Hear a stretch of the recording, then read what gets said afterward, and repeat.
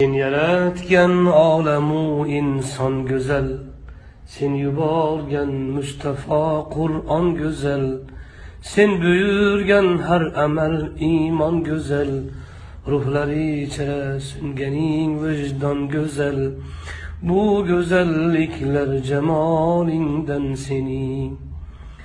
Har ishing, har so'zu ahkoming buyuk, hem jazoing hamda inoming buyuk, qilganing insonga ikroming buyuk, jannatingdek dini isloming buyuk, bu buyukliklar jalolingdan sening.